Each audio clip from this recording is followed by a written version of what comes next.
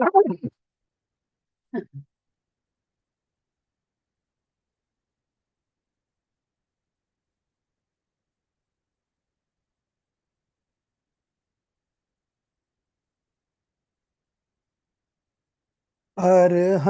सिद्ध सुर उपाध्याय साधु सर्व अर्थ के प्रकाशी मांगलिक उपकारी है।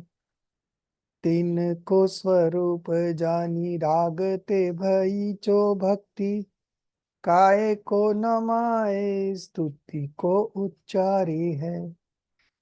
धन्य धन्य तुम्ही से काज सब आज भयो कर जोरी बारंबार वंदना हमारी है।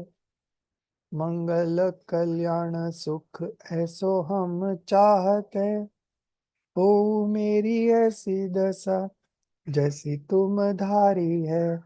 ओ मेरी ऐसी दशा जैसी तुम धारी है। So today is our fourth class. Last week we were doing 7 errors, right? Errors concerning the 7 fundamentals. We'll continue with that. Today we'll begin with errors regarding stoppage element. So one thing is very clear that if you have error in any one of the 7 elements, it will be a mistake for all the 7 elements. It is not that you have misconception about stoppage element, but at the same time you have a misconception also of influx element. Same time you have also a misconception about soul and non-soul elements. So it is all connected. So if you have error in one, you have error in all the 7. So we cannot compromise on this. If any one of these having error in your understanding, then you will not be able to manifest self-realization. And until and unless you manifest self-realization, the path of liberation does not begin. Okay. At the same time, the end of delusion will also not be achieved. So it's all are connected. So this chapter is very important. We already learned about this 7 fundamental errors regarding 7 fundamentals in Vitrag Vigyan 2, chapter 3. That was based on Chha Dala by Pandit Daulat Ramji. And this is taken from Moksh Marg Prakashak, 7th chapter. Okay. So both are dealing with errors, but this is dealing with acquired delusion, and that one was dealing with inborn delusion. So this is the basic difference between the two. However, this is more subtle than the other one, but still it's a mistake is always a mistake, and the end result is that we are not able to manifest right faith. Okay. So this is very important. So we begin with errors regarding stoppage element.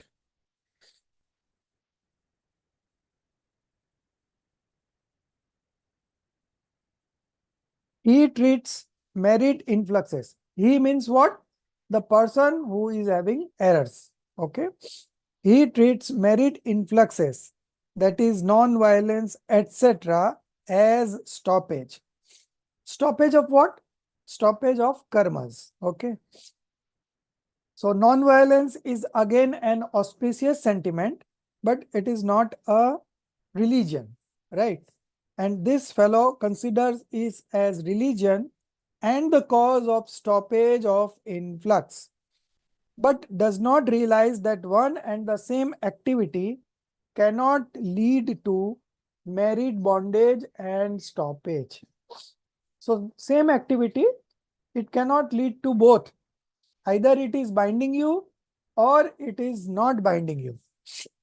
So with this auspicious sentiments, you are binding auspicious karma, and the same sentiment cannot lead you to stoppage of influx, right? So that is the basic difference. So that is an error. That is an error regarding stoppage element. So we have around 1, 2 points, but 2 has another subdivisions. So this was the first point. The second point is on the next page.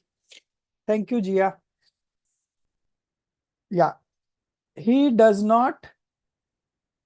Next page. We are on to next page now. Yeah. Number 2. He does not exactly understand that abstinence of various kinds are instrumental to married bondage alone. So what are these various kinds? So first in the sequence is hidden woes or gupti. It is called gupti. The second one is samiti or vigilance. The third one is religion or thus dharma. The fourth one is anupreksha or contemplation. The fifth one is parishajay, means conquest over affliction. And the last one is conduct. So in all, there are 6 different ways of Can avoiding. you repeat these? Can you Yeah, repeat this? yeah. So first one is hidden woes. In fact, in the next 6 points, each one is explained. So first one is hidden woes. The second one is vigilance or carefulness. You can also call it carefulness, samiti.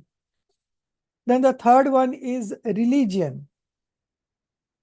The fourth one is contemplation. The fifth one is conquest over afflictions.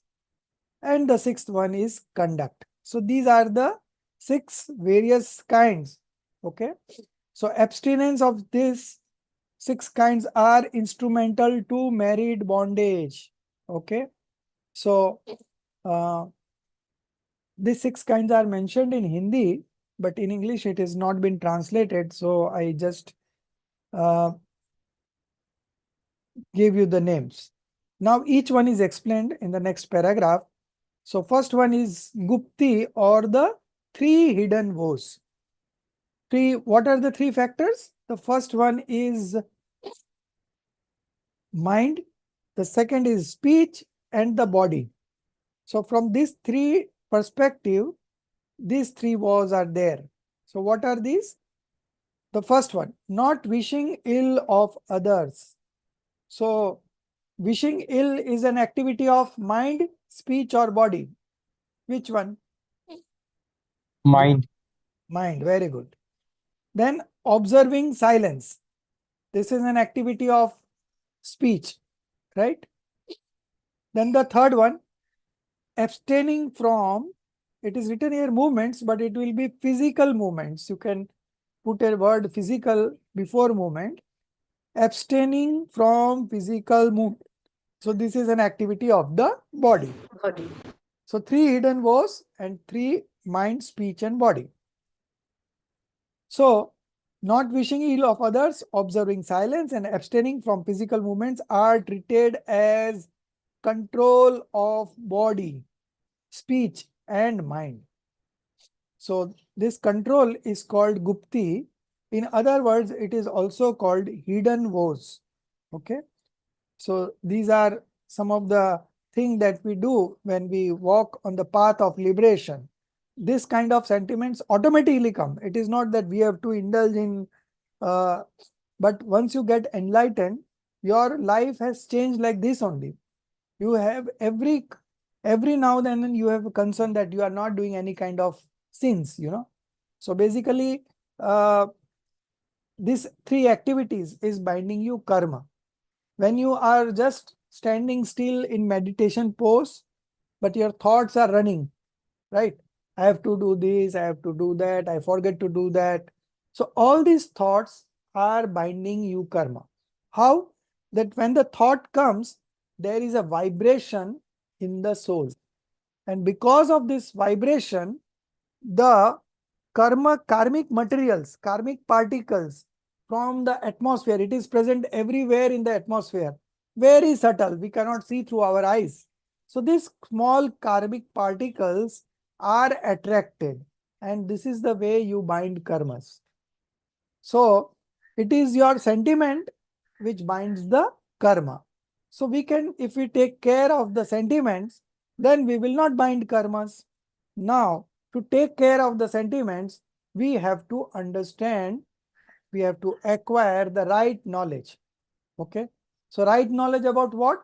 Right knowledge about these seven fundamentals. So you thought that going to the temple is religion, but going to the temple is an auspicious sentiment. And that auspicious sentiment will bind auspicious karma. It's not going to release karma, right? So you are binding new karma and you are treating that activity as religion. So your quest for real religion has stopped because you are finding these activities, you are considering these activities as auspicious activities, and you are thinking these activities as a cause for liberation. Similarly, if you are doing fasting, right? People do fast and they consider that this is religion. But how can an activity of the body? Food is matter particle, body is matter particle. So not taking food, how it will lead to religion? Religion is detachment, okay? Detachment, vitrakta is religion. So when you are not taking food, how it will lead to vitrakta or passionlessness or non-attachment? Okay, this is the question. So you should always keep in mind that even now we are studying, so this is again an auspicious activity. It is not religion. Of course, we are trying to understand how we can manifest true religion. That we are trying to understand. But the understanding part, the thinking part are all an auspicious activity. It is going to bring you good associations in future and as well as in the present also. In the present also, you are feeling right now less anxiety. You don't have any tension on your mind right now when you are putting your active consciousness into study of this. You are trying to understand, right? So all these activities is going to bind you auspicious karma. Now, if you consider this as religion, then your quest for religion has stopped. And religion is passionlessness. Passionlessness means no activity of mind, speech, and body. Okay. So you bind karmas through these three activities: mind, speech, and body. And many a times we don't do any activity with body, but we always speak ill, or thought about something bad for others. All these are binding karmas. You are not doing physically anything to others, but your thought process that uh, I want to criticize this, I want to bring his name down, I want to inflict pain on him, all these thoughts are binding new karmas to you, although physically you are not doing anything. And the law states that if someone has done anything physical, then only it is a crime, then he is going to be punished. But the thought activities, who will say that this is again a crime? But Jainism says that each and every activity of your mind has a direct relation with your bondage of karmas. So if you are doing good thoughts, okay, auspicious activities, if you are thinking of auspicious activities, then you are binding auspicious karma. If you are thinking about inauspicious things, okay, then you are binding inauspicious karma. But nowhere you are getting released from karmas, right? So this is the basic error in understanding stoppage element. Now we'll be seeing these 6 activities. First one we have already seen. Okay. So not wishing ill of others, observing silence and abstaining from physical movements are treated as control of body, speech and mind. Speech is not written. You can just write it down. He does not pay attention to diversions of auspicious attachments. Okay.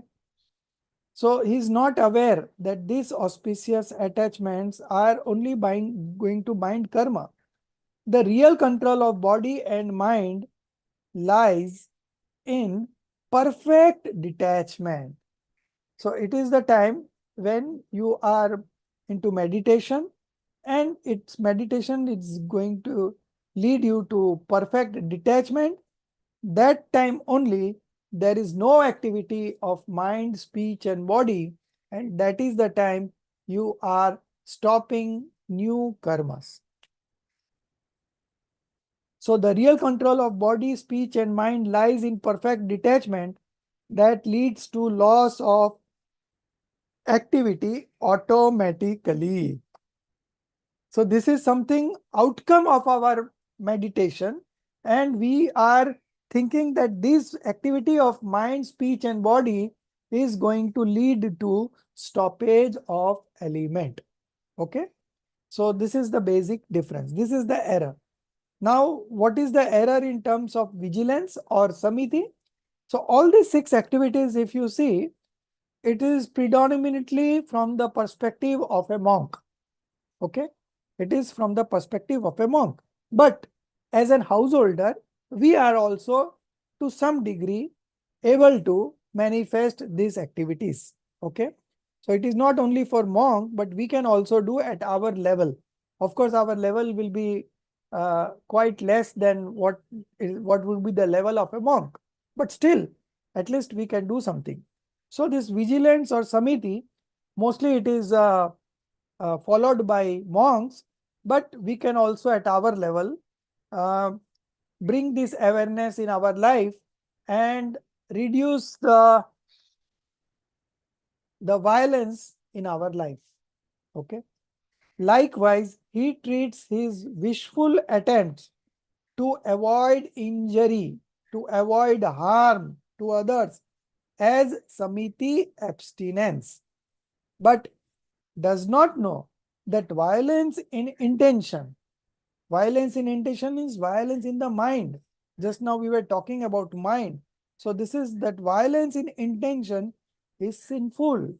Okay.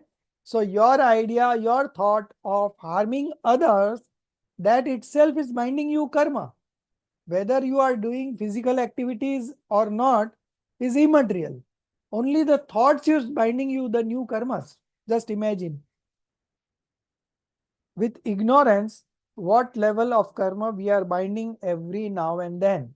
Not we, but you come across all the people, your friend circle, they are criticizing unnecessarily something. There is not going to come out anything. There is a cricket match that you are criticizing this player and that player, but nothing is going to come out of it. It is just a discussion. But that discussion is binding you new karmas. That thoughts are binding you new karmas that people are not able to realize. So, in the normal law, if you commit a murder, what would be the punishment?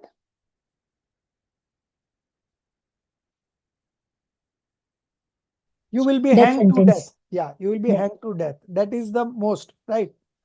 But if you commit 100 murders, then what would be the punishment? Same. Same.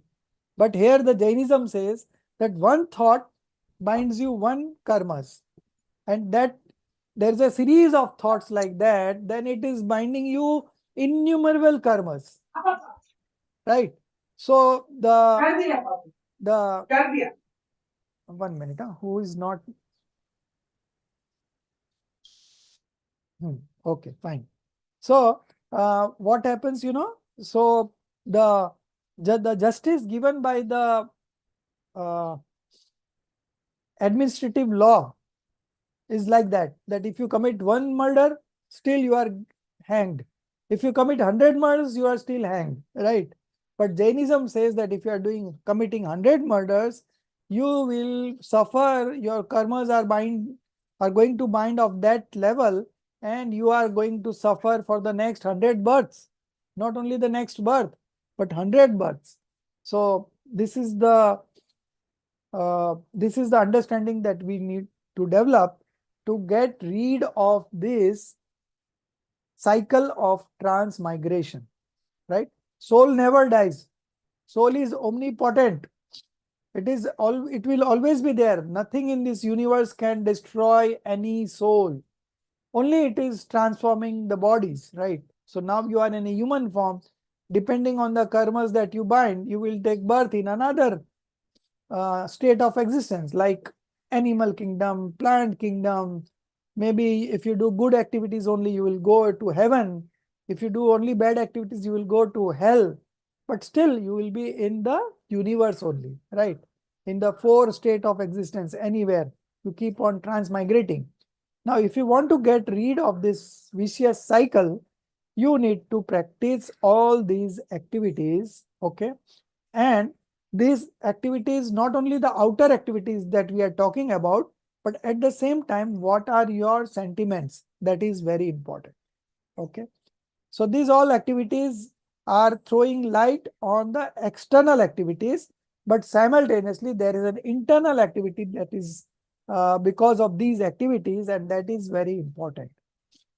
So vigilance, okay, second one. Likewise, he treats his wishful attempts to avoid injury as samiti abstinence, but does not know that violence in intention is sinful.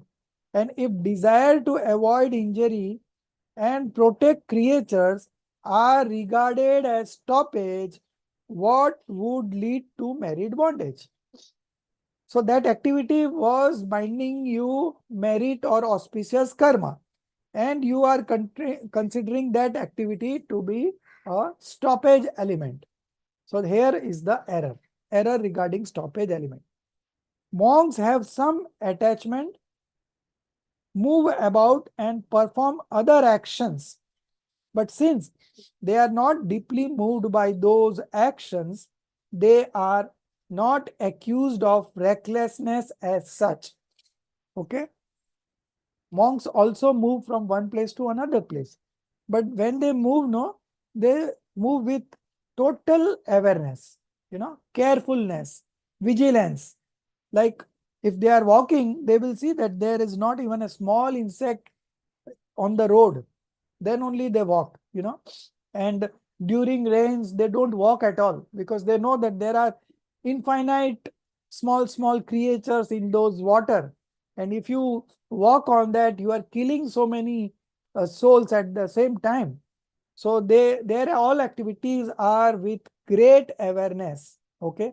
So any actions of monk, uh, they are deeply moved by those actions. They are not accused of recklessness as such.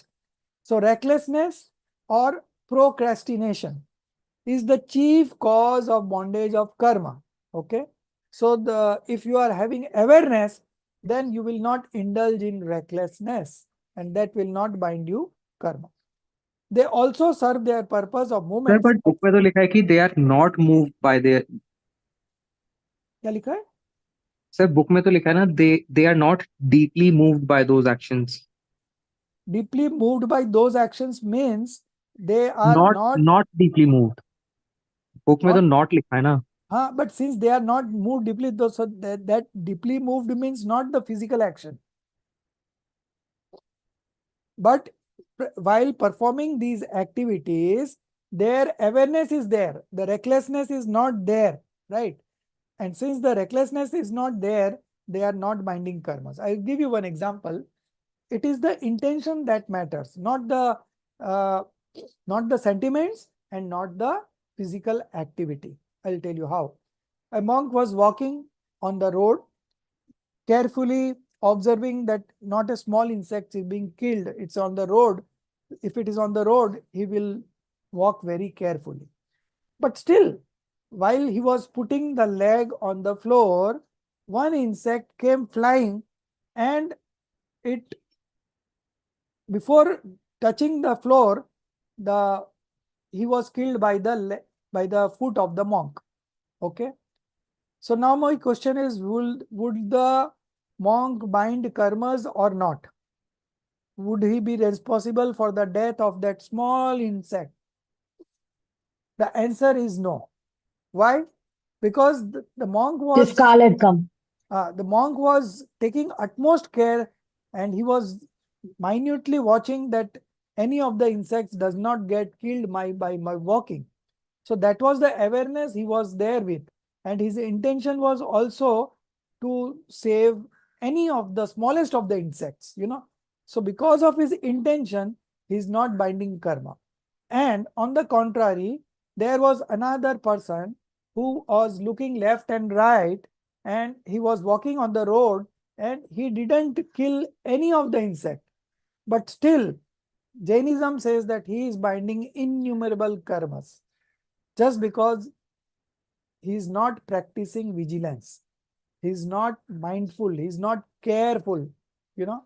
So sir that but is, during the last class when we were discussing you said कि like अगर हमारे अंदर वो भाव होता है कि हमें किसी की हिंसा नहीं करनी है, राइट? हाँ, तो फिर वो राग और द्वेष वाला अ, कर्मा वो कर अगर आपको भाव आता है कि किसी की हिंसा नहीं करनी है, then it is an auspicious activity. That's all. But that auspicious activity is also binding you karma, right? And here we are discussing stoppage. We are discussing stoppage element. In terms of stoppage element, what we consider as a cause of stoppage element is actually a cause of binding auspicious karma. So that okay. is the error regarding stoppage element. So monks having some attachment move about and perform other actions. But since they are not deeply moved by those actions, they are not accused of recklessness as such. So their activities are very spontaneous. They don't intend to do, but it is happening on its own. And in those situations also, monk is practicing utmost care, that not a single insect would be killed by his activity. But still, if something happens, since his intention was not there, he is not binding karma. And the other fellow who was not killing any insect, but he didn't have the intent to save the lives of small insects, and that is why he is binding innumerable karmas. So sir it is but the all, monk would be binding good Karma, isn't it? yeah, because of this outer activity, he is या. binding auspicious karmas. That is true. But it is not an act of religion, right? It is only binding you auspicious karmas. So if we think that activity is binding, that activity is a cause of stoppage, then it is a wrong conception about stoppage element. They also serve their purpose of movements, etc., without causing pain to other creatures, without causing pain, right? And as such, they remain non-violent automatically, and that is true vigilance. Yeah, Arunji, you are having some question? No sir, I think I am good, thank you. Okay, fine. So just today is not the today is not our result is not going to be declared today. We will have another event for that, maybe on 24th or 25th, whichever is the day, Sunday. Okay. So still, if any of you have assignments left, Jia, you can just do it in the next few Yes, days. Objectives all you have done. Tomorrow is the last date for the I have objective, one. right? I'm going to do it today. Everyone have done all the three objectives? Yes sir. Everyone? Yes, sir. I have one left. I'll do it today. Okay, right. If you have anyone have left, you can do it today or tomorrow, or else you give me a special request. We will open the window as and when you are ready for the objective. So this was about objective. What about concept clarity 1, 2, 3? Then we have Gandhar Mulyankan, then we have Viva, and then we have LCPA, total 6 assignments. How many are left?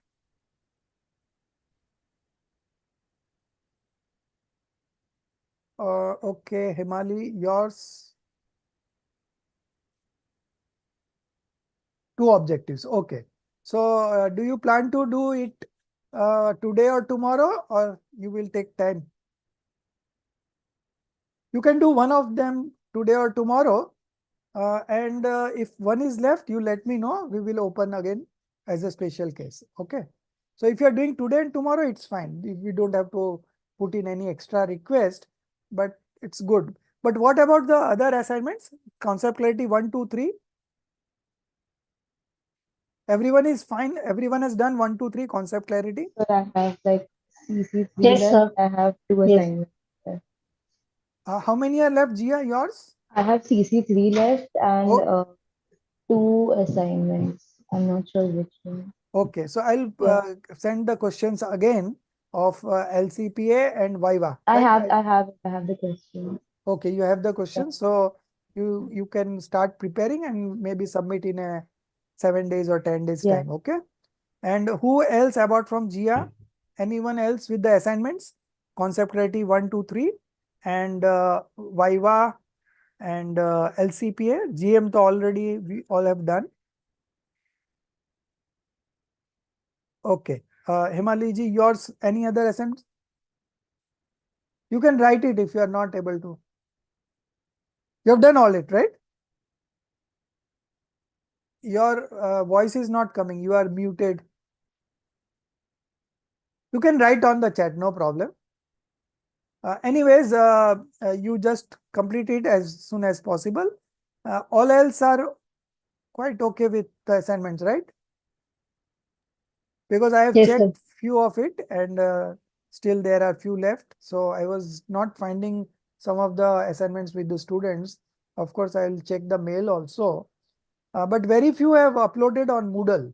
So Moodle is your permanent platform. So maybe you can upload it any other time also, right? So that will be a permanent kind of record with you. Even 4 years down the line, if you want to refer to this chapter, that what you had written at that point of time. Because whatever assignments we give in terms of concept clarity or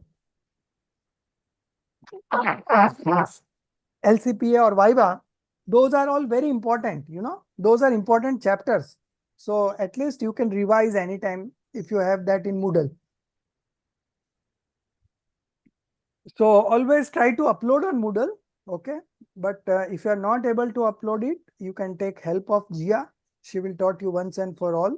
And that is how you have to maintain records. Sorry. Okay. Some of mine, sir, I've mailed it to you Yeah, because I at got. that time, it was not coming in the Moodle. So I Yeah, yeah. mailed it to you. So So for should I me, put it? if you mail me, you mail for me, if you mail me, it is okay. But for your own record, you need to Hmm. upload it on Moodle. Okay. For your own Could benefit. you? Okay. Okay. So Okay. Samiti, Thank you, we sir. have seen. Now the next in the sequence is the Das Dharma. So I missed that. So sorry to repeat. I missed that. Even I have not been able to upload it on the Moodle. Is that okay? That is okay, but you have mailed me, right? Yes, yes. Fine, fine. No problem. But if you want to upload it on Moodle, you contact Gia, she will help you. Okay, fine. So this was about Samiti. Now the next is 10 characteristics of religion. So these 10 characteristics of religion, we are going to study in detail during the Das Lakshan Dharm that is coming up on September 8th, right? September 8th, our Das Lakshan Dharm will start and we will be doing one religion every day, but it will be a Hindi English class. Of course, I will be translating the English terminology also, main terms, but otherwise it will be in Hindi because this Los Angeles batch and this batch I will combine and we will have a common class for that. Das Lakshan Dharm is a self-study subject, but still we will be doing 10-hour study, one each every day for the 10 days in during Das Lakshan Dharm. So actually the Das Lakshan Dharm paper is paper 1, but we are doing Tattvagyan as paper 1 and we will be doing Das Lakshan Dharm as paper 2, just as it is coinciding with the actual religion. So during the actual religion of Das Lakshan Dharm, we will be studying about each religion every day. Okay. So starting with Uttam Shama, Uttam Madhav, Arjav, so it's like that. So how is this 10 characteristics of religion? Okay. Or 10 virtues of religion? What are the misconception about that regarding stoppage of element? He may not indulge in anger and other passions for fear of bondage. So why he is not indulging in anger and other passions? Because he has a fear that I will bind bondage. Okay. And with the temptation or the greed of heavenly life. Why you are not indulging in anger? Because if I do anger, I will end up in hell. So for with that fear, he is not doing anger. And he is also greed that if I don't do anger, I will get a birth in heaven. So out of fear and out of greed, he is not indulging in passions. Okay. And with the temptations or greed of heavenly life and complete liberation. But the inner desire, okay, the intention, abhipray, okay, but the inner desires for passions persist.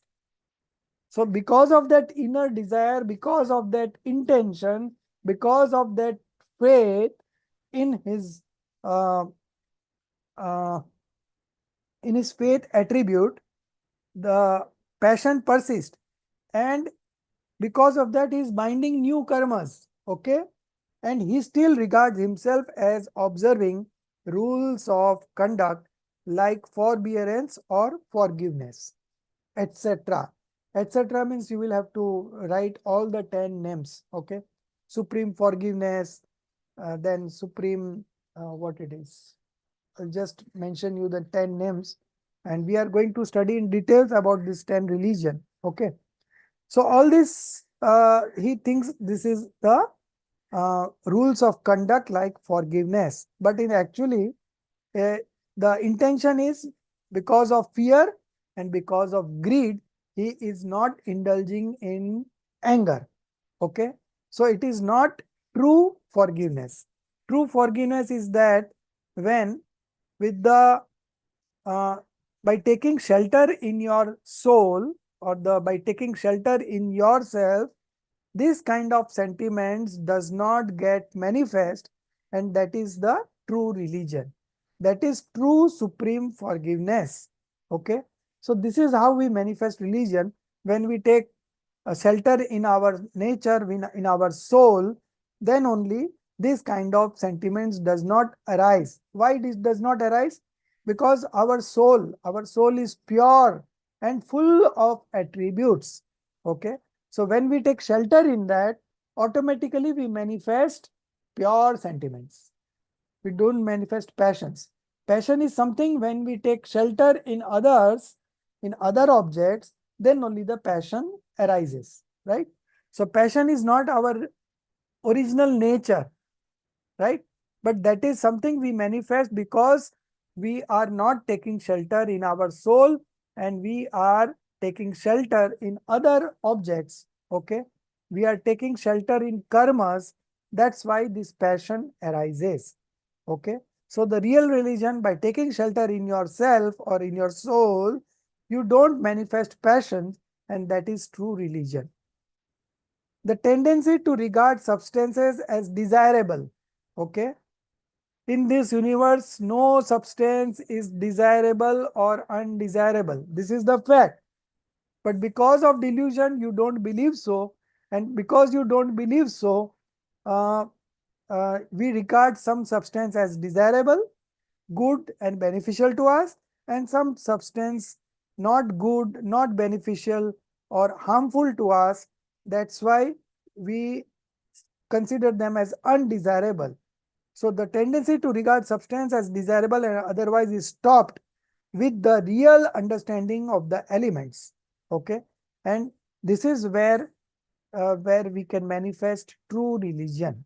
Okay, so first the understanding has to be developed that in this universe no object is desirable or undesirable.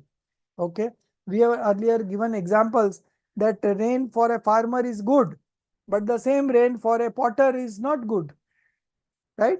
So the object is same, but for someone it is beneficial, for someone it is harmful. So we can come to the conclusion that the object in itself is not desirable or undesirable.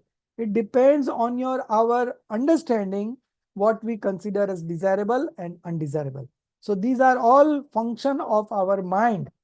In the universe, nothing is desirable and nothing is undesirable.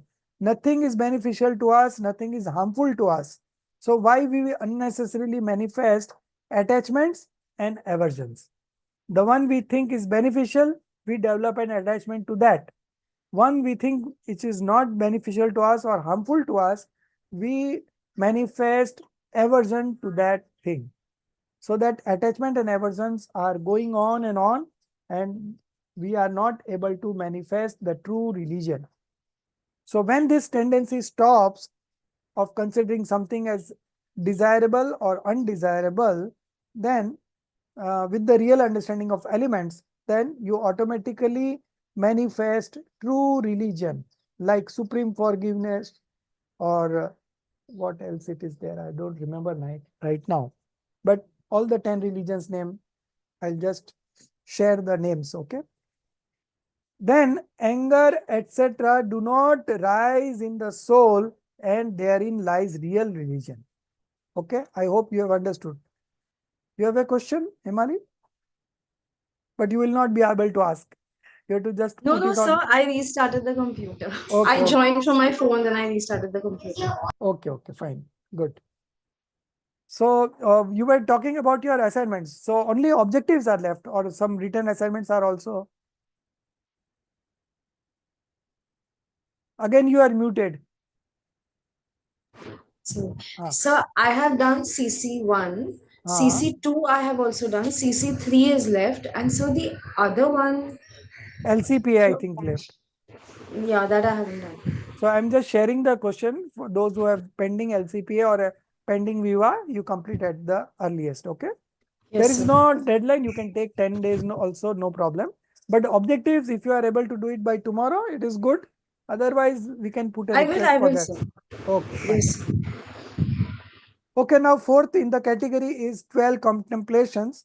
And we have already studied one chapter on 12 contemplations or wishful reflections in Vitrag Vigyan. I think it was in Vitrag Vigyan 2, last chapter, right? But still, we will read here. Due to meditation on the transitory of worldly affairs, okay? Anitya Bhavna, then Asharan Bhavna, right?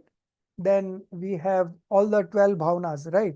So the Anitya is transitoriness, right? Due to meditation on the transitoriness of worldly affairs, etc. You consider all the 12. He regards body and other possessions as evil.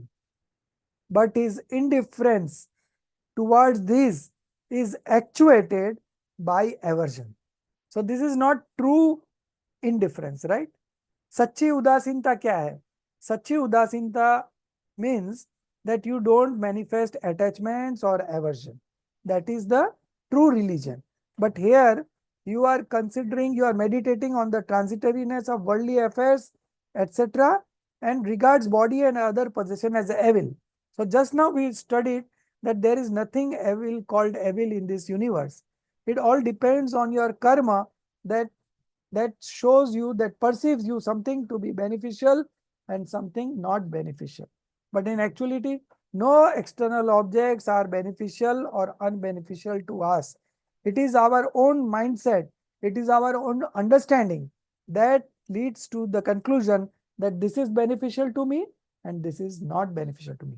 And that happens because of delusion. So as you get rid of delusion, you are able to comprehend each and every object in true perspective. And that is the time you don't manifest attachment or aversion feeling to those objects. So real indifference is not to indulge in attachment and aversions after realizing the real nature of the substance. So this was about 12 contemplations. Now on to the next. Conquest over afflictions. Parisha Jai. You know, Muniraj have parishas, Ushna Parisha, Sit Parishna, right? So that conquest over afflictions, that is again a religion. And this is also one of the component of stoppage element. Not to try to satisfy hunger, Shuddha Parisha. you are getting, means monk is getting feeling of hungriness, very intense feeling. But because he is a monk and he is practicing discriminative knowledge, that he is able to win over that affliction, and that is called true religion. Not to try to satisfy hunger, etc. So there are 22 components of this: Shuddha, Trusha, hunger, thirst, then cold, hot, and then pride, pride, and there are many. Monks does not feel proud about their knowledge. Even they have got so much of knowledge, they never consider themselves to be great because of that knowledge. That is the conquest over affliction of knowledge. So there are 22 of these kinds. If you want, I'll just let you know. I'll share this. I'll share the names of all the this 6 components. Okay. So these are 22 in types. Not to try to satisfy hunger, etc. when they rise is treated as parichajay, abstinence by him. Parishajay is conquest over affliction or calamities or tortures, right? It is also called torture. Without taking into consideration the mental agony caused by these. Okay. Real abstinence is not to be happy or unhappy in the face of agreeable or unagreeable situation and remain a detached observer only. Okay. So anything that you manifest attachment and aversion is not religion, and where you are not doing any that is the true conquest over afflictions. Now the last 5 types of conduct, charitra. He regards renunciation of violence, etc. So violence, etc. means 5 sins: violence, theft, then falsehood, violence, falsehood, theft, hinsa, jhoot, chori, kushil, unchastity, and last one is parigrah, possessions. Okay. He regards renunciation of violence, etc., all the 5 sins, as real conduct and observances of the great rules of conduct as desirable. Okay. Tattva Sutra describes observance of great rules of conduct and partial observance thereof, both as influxes. So if that is an activity which is a cause of influx, how can be that activity be considered as a rules of conduct, right? So again, here is an error in stoppage of element. How can influx be desirable? Being instrumental to bondage, the great conventional rules of conduct cannot be regarded as conduct. Real conduct. What is real conduct? Real conduct is the state of being unattached without a dint of passion, right? So if you are practicing passionlessness or detachment, then it is an act of religion, and that is the real conduct.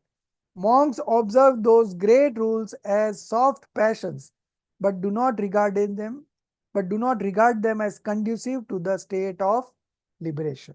So this is the correct understanding about the 5 conduct. Okay. So in this way, this fellow who is a false believer has all the errors of 7 fundamental elements, and we just discussed now stoppage of element with the help of 6 activity of mind, speech and body, through which he considered those outer activity as religion, but in actually that outer activity leads to auspicious bondage and not religion. That is the correct understanding. And each of these 6 external activities has a inner angle to it, and that inner angle is true religion. So that he is not able to understand. Adinath took, uh, um, Adinath became a monk, right? He is initiated himself into monkhood, and seeing that the 4,000 kings in his kingdom, they also became monk. But Adinath Bhagwan was absorbed in meditation, and he knew his soul. So he was absorbed in that. But the other king never knew anything about their soul. So they were just wandering here and there, doing some of the activities which was not conducive to a monkhood. So the heavenly being came down to earth and threatened them that if you want to do wrongful activity, then you wear clothes and become a householder. But being a monk, if you do wrong activity, then this religion will get a bad name, right? So you should stop in indulging in this kind of activities.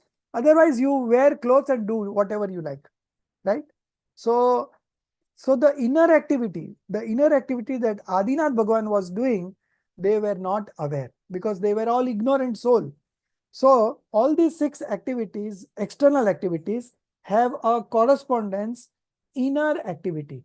And that inner activity is actually the true religion, which the wrong believer is not able to understand. And he is considering the external activity as a cause of stoppage of element, whereas it is a cause of auspicious bondage. And that is the mistake regarding stoppage element. Now, next two, small one, errors regarding gradual dissociation of element. He does not realize that tap means penance or austerities also, it is called austerities also. He does not realize that tap abstinence lies in complete detachment. See, everywhere we are coming to the same conclusion, complete detachment, vitrakta. So unless and until you manifest passionlessness, no religion is being manifested. So he does not realize that tap abstinence lies in complete detachment. Absorbed in outward activities, he considers himself to be engaged in tap abstinence and thinks that this would lead to gradual dissociation of bondage. So again a mistake. He does not know that the state of detachment is real dissociation. The merit activities lead to bondage only. Intrinsic religion, right, is detachment, which is instrumental to dissociation.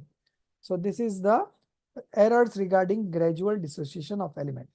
Now coming on to the last, errors regarding complete liberation element, moksha. So he treats the bliss of heavenly life and complete liberation alike, same quality. So heavenly life is a fallout of your good deeds, of course, but the bliss that you enjoy there is not the uh, it is a sensory bliss. It is not the extra sensory bliss, and this person consider it to be extra sensory bliss. Okay, and this is the error regarding the understanding of liberation element.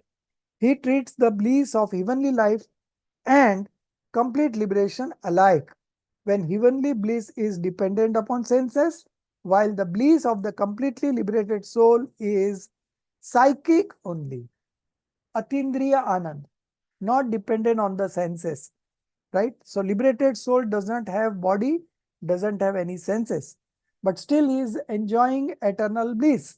And that bliss is different from the bliss of a heavenly being, because heavenly being bliss is accompanied with anxiety, and the liberated soul's bliss is without anxiety, and that is the true bliss. But he considers both as of same quality, and that is the mistake, error regarding complete liberation element.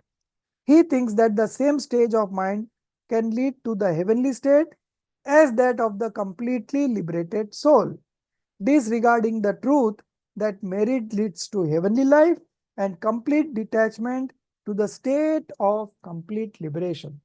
So if you want to get liberated, you manifest complete detachment, and that is the true religion. So because of these 7 errors, he is not able to manifest right knowledge, right faith, self-realization, and this is the reason of his wandering into transmigrating into 4 states of existence. In this manner, perverted belief, wrong belief regarding the 7 fundamentals persist even after reading the Jain scriptures. Just understand, after reading also the Jain scripture, he is not able to make out the correct meaning of each of the elements, right? And because of that, error remains and he is not able to manifest the self-realization. So this was a very long chapter with deep meaning, because these words are taken from Moksha Marg Prakasak, and these are all Todarmalji's writing.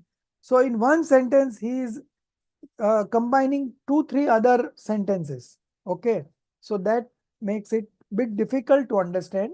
But in Hindi, it is quite true. But when we translate into English, we are not getting the desired quality. So that is only the hindrances. Otherwise, the concepts are very simple and understandable. Okay, so now we move on to the next chapter, chapter number 3, definitions and pseudo definitions. Now, the main word is not correct. It should read as characteristics and pseudo characteristics, right? It is lakshan and lakshana bhas. So lakshan means characteristic. Lakshan does not mean definition. Definition is an explanation about some object. So it is a wrong translation, but you correct it. Wherever we will get the word definition, we will put it as characteristics. Okay. So you can do this across this whole chapter. Okay. So definition and pseudo definition. Pseudo definition means perverted characteristics. Okay. Lakshana bhas. Lakshan, Lakshana bhas. Lakshan is characteristic and Lakshana bhas is pseudo characteristics.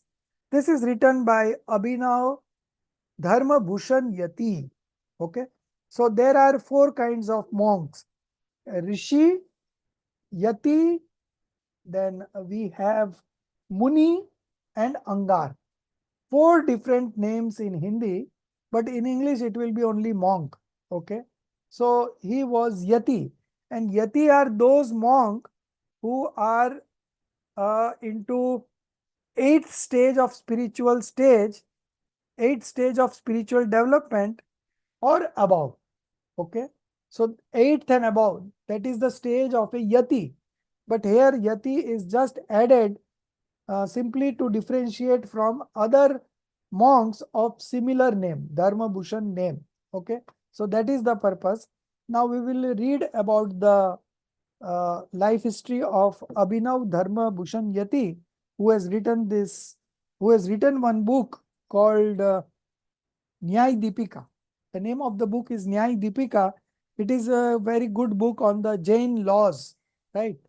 And this is also a logical discussion. So that presentation is based on that book. Okay. So the timing of his birth, here it is written 1258. That is a typing mistake. It will be 1358. Correct it. 1358. Okay. So that is the mistake. Now you read the introduction. Arunji, you read.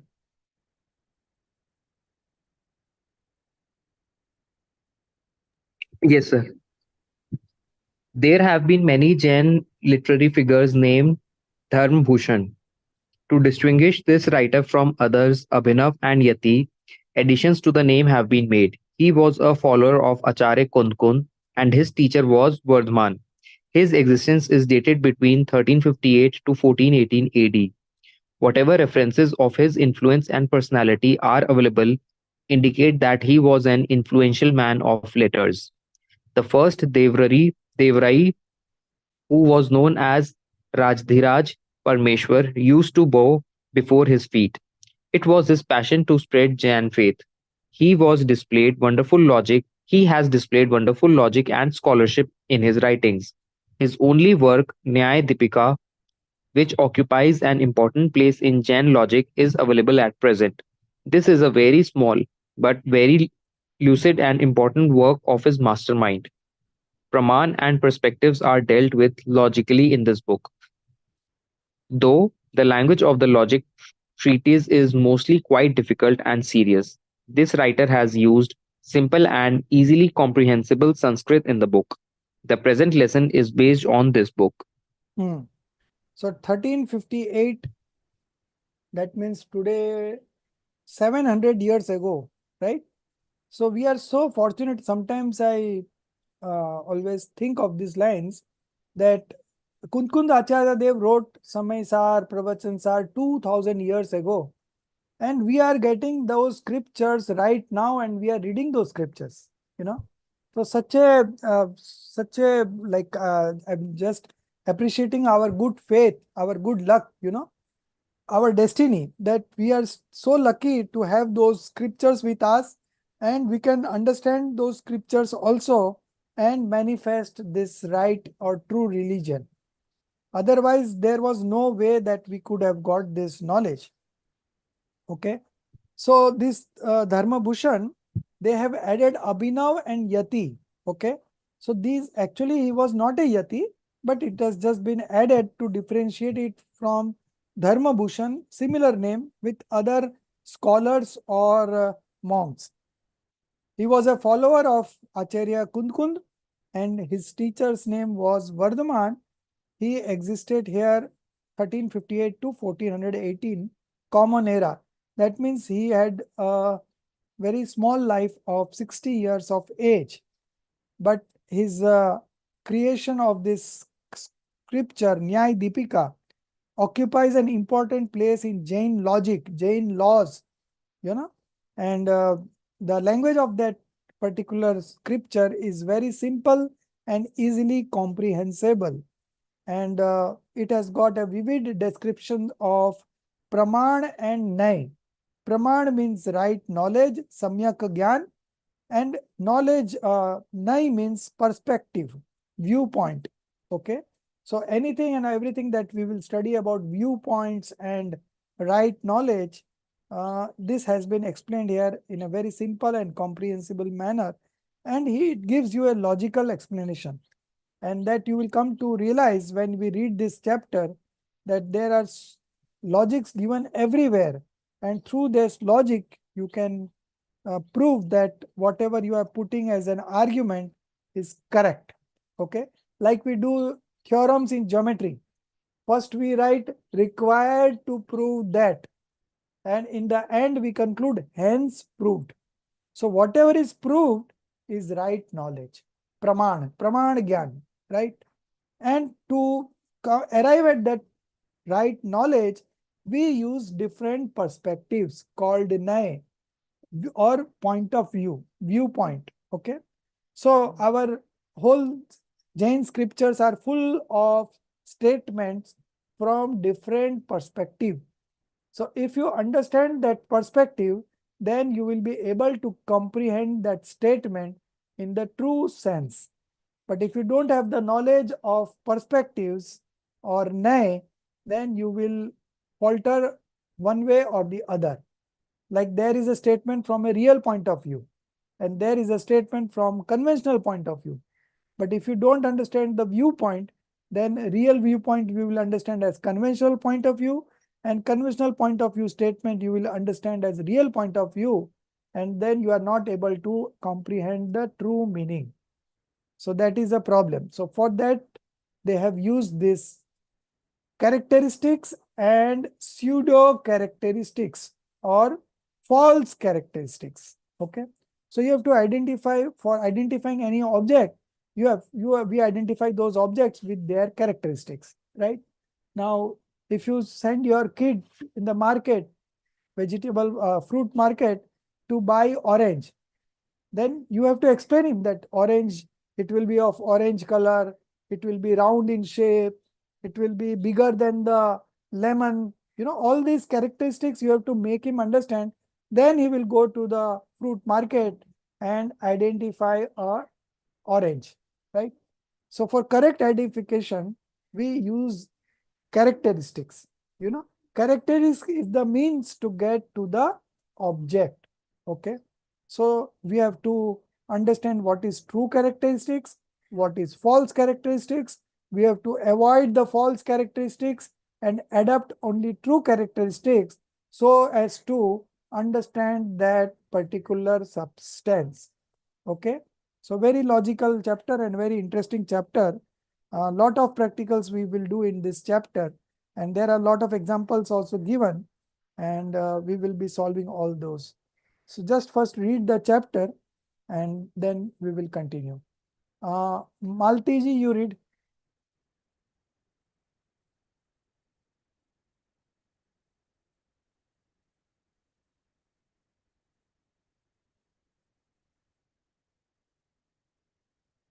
We're not able to unmute. Okay, Himali. Yes, sir. Definitions and pseudo definitions. So definitions So will it be should be everywhere characteristics, right? characteristics. Yes, sir.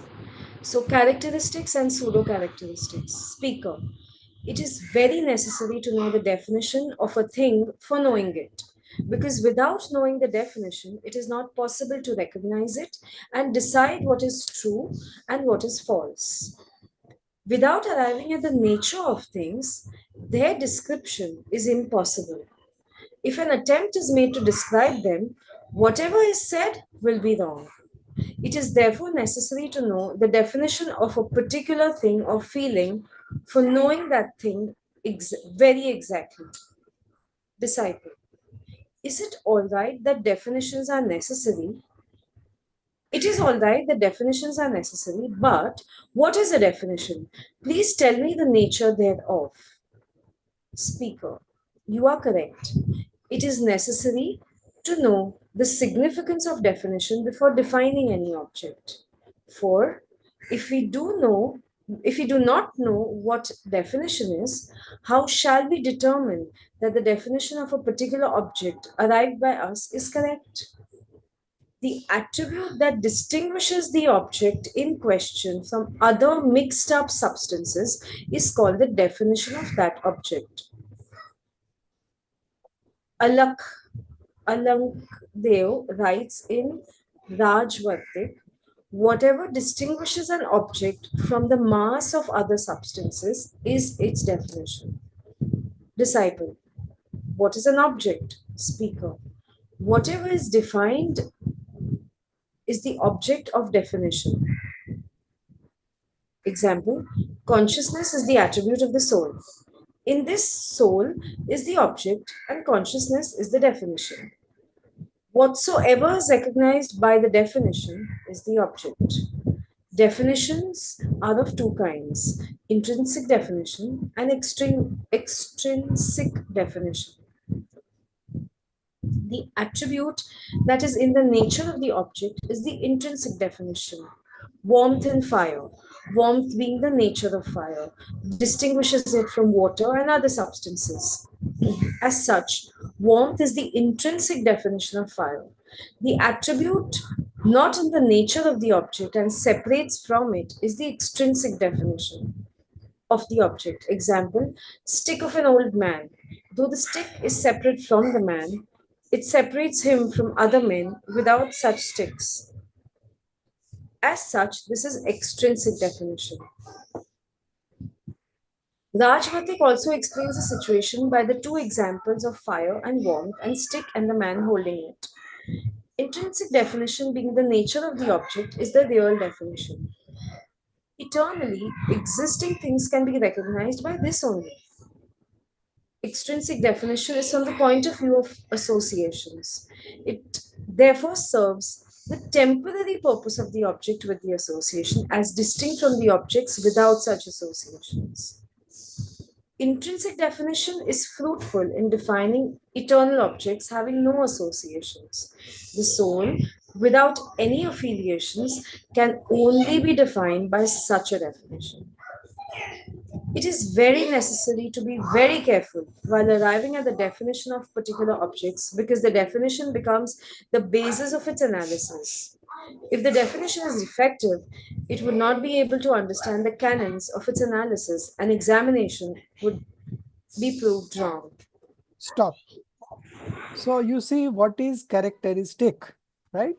So the definition of characteristics is given in the third paragraph.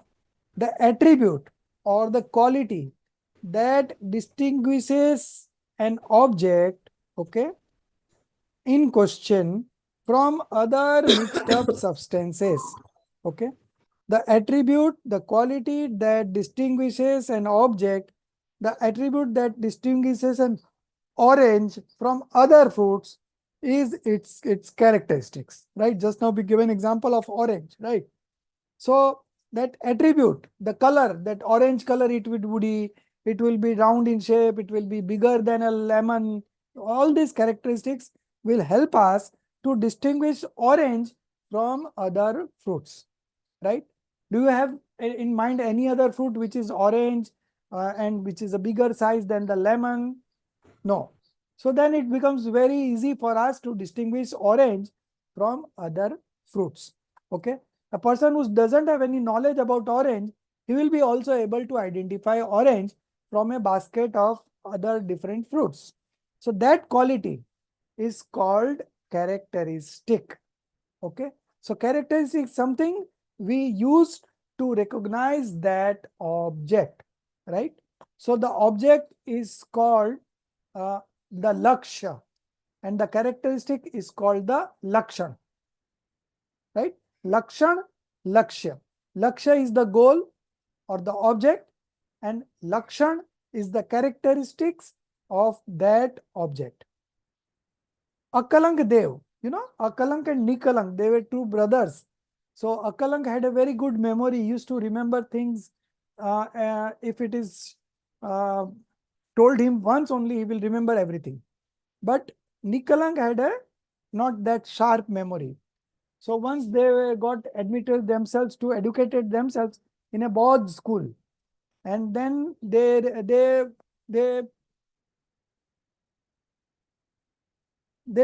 that they are Bodh, but actually they were Jains, and they wanted to spread the religion of Jainism.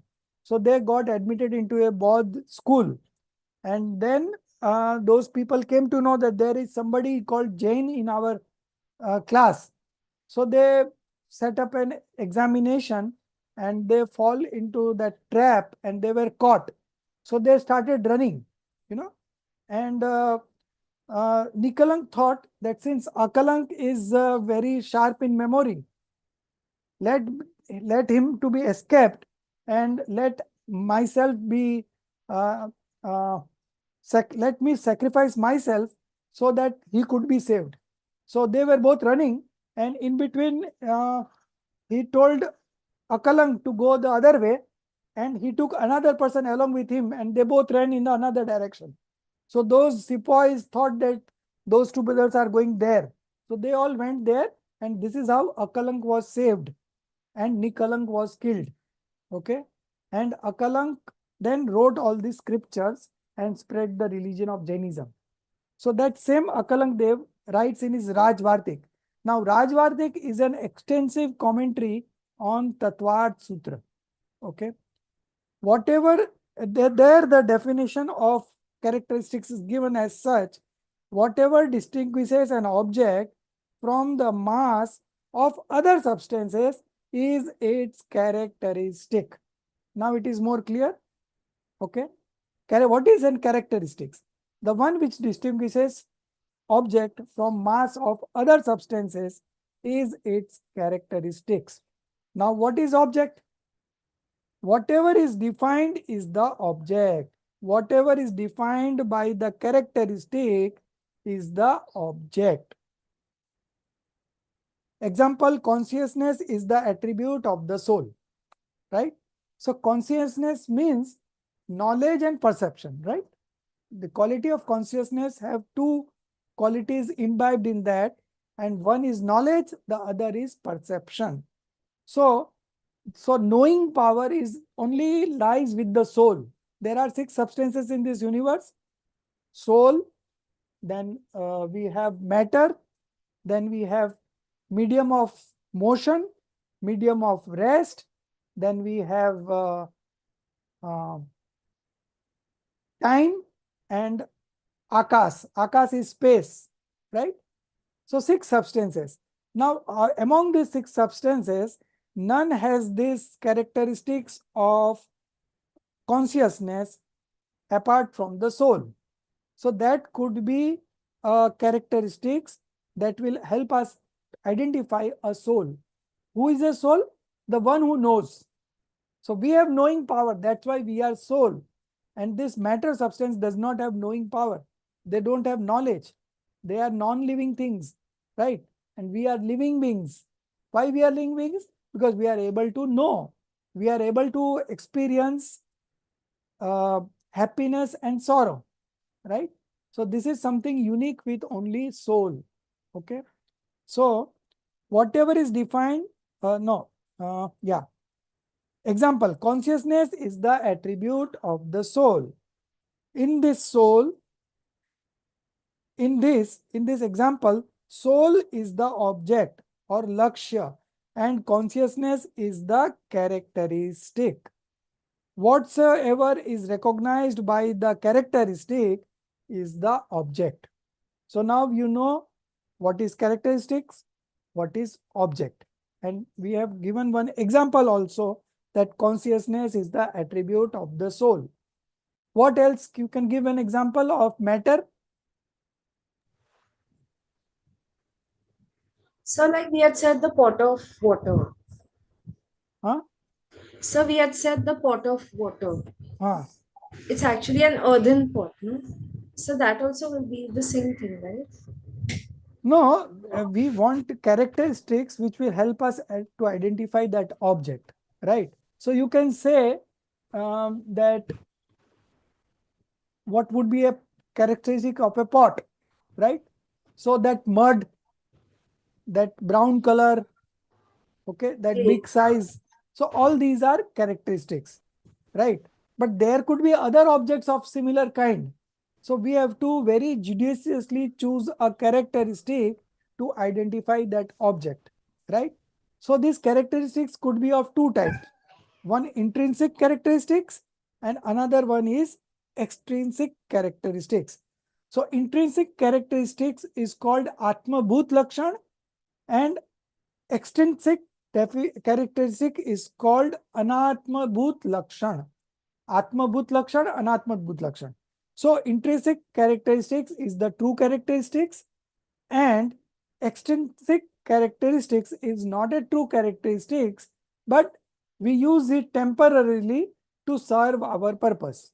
Now there are a group of persons standing, 5 persons are standing, out of which only one is having a specs, right? So you can tell your kid that go to that uncle who is wearing a specs and ask him for this. Now that kid will go and there are 5 persons, but he can identify that uncle with specs, right? Because all other 4 were not having specs. But there are other people in the universe who are having specs. So that is not a true or intrinsic characteristic. Intrinsic characteristics will always remain with the object, right? But sometimes that person may remove that spec. Okay, then how will you identify? So that is not a true characteristics, but still it is called an extrinsic characteristics just because it serves our temporary purpose. Okay, not a permanent characteristics, but a temporary characteristics serving our temporary purpose. So there are 2 kinds of characteristics. One is true and intrinsic characteristics. Other one is extrinsic, but not a true characteristics. Okay, but it is also serving our purpose. So we also call it as a characteristic. Okay, so this is clear. Now, this paragraph. It is always, so the intrinsic characteristics is always found in the substance and this extrinsic characteristics, the attribute which is not in the eternal nature of the object, but is found due to some temporary association, is known as its extrinsic characteristics. Okay, I'm just giving you the definition of extrinsic characteristics. The attribute which is not in the eternal nature of the object, but is found due to some temporary association, is known as its extrinsic characteristics. Okay, so a person having a stick with him, this is an intrinsic characteristics or extrinsic characteristics? Extrinsic. Extrinsic. So Extrinsic. first, before answering, first you have to identify what is characteristics and what is object. Now this in example, a person having a stick. What is Object. what is the object and what is the characteristics? The person will be the object, right? Right, very good. And what would be characteristics? The stick is the Stick, characteristic. right, very good. So first we have to identify what is characteristics, what is object. First step. Sir, but Second stick can step. also be an object, isn't it? Pardon? Sir, the stick can also be an object. It depends upon like how we are looking at it. We are looking at the man and then the stick. But then we can also talk about the stick is going from one man to the other man, right? Very good, In that very case, good, very good. So you have put up a very good question, because that explanation is going to come. So when you define any object, or when you want to recognize any object, you first arrive at a characteristics. So that characteristics, you have to be very careful in arriving at the characteristics of a particular object, because if that characteristic is false, then you will not able to identify the object, right? So now in this example, an old man with a stick, right? So here we want to identify that old man, right? So there are other old men also there, but those are not having with stick, and this is having a stick. So that stick is helping us to identify that old man which we are looking at particularly. Of course, there are other old men, but they are not with stick. So to identify that particular old man, we are using stick as a characteristic. Okay. So generally speaking, it is the characteristics that we speak of in the first place, and then we talk of the object. Okay, that is the general statement. Now, stick of an old man. I have given you an example, stick of an old man. So it is obvious that stick is the characteristics and old man is the objective, right? But if I say old man with a stick, right? Old man with a stick. So now the old man has become a characteristic and stick is the object. Okay. So there may be other men with stick, but this old man is the characteristic, right? And stick is the object. So the one that you say first would always be a characteristic, and the one that you say later on, that is the object. Okay, so this rule you have to find out, otherwise you will confuse which is the characteristics and which is the object. As we move along and we move on to new examples, you will be able to understand this more clearly. The attribute that is in the nature of the object is its intrinsic characteristics. The example, warmth in fire. Now, what is the characteristics warmth in fire? So the warmth is the characteristic. Yes, and fire is the object. Right? Object. So this is a general rule. Okay. Warmth being the nature of fire, distinguish it from water and other substances. Right? As such, warmth is the intrinsic definition, intrinsic characteristics of fire. The attribute not in the nature of the object and separate from it is the extrinsic definition, extrinsic characteristics of the object. Example, stick of an old man. Though the stick is separate from the man, it separates him from other man without such stick. As such, this is extrinsic definition. Rajvartik also explains the situation by the two examples of fire and warmth and stick and the man holding it. Intrinsic definition being the nature of the object is the real characteristic. Eternally existing things can be recognized by this only. Extrinsic characteristic is from the point of view of association. Okay. It therefore serves the temporary purpose of the object with the association as distinct from the objects without such association. Intrinsic definition is fruitful in defining eternal objects having no associations. Now, a object having no association, how would you identify? So that intrinsic definition, that intrinsic characteristics will be useful in those cases. The soul without any such affiliations can only be defined or characterized by such a definition. Okay. Can be defined. Here it will be defined by such a characteristic. Now the main paragraph. It is very necessary to be very careful while arriving at the definition, while arriving at the characteristic of particular objects, because the characteristics becomes the basis of its analysis, right? Characteristics becomes the basis of its analysis. If the characteristics defective, it would not be able to stand the canons of its analysis and examination and would be proved wrong. Okay.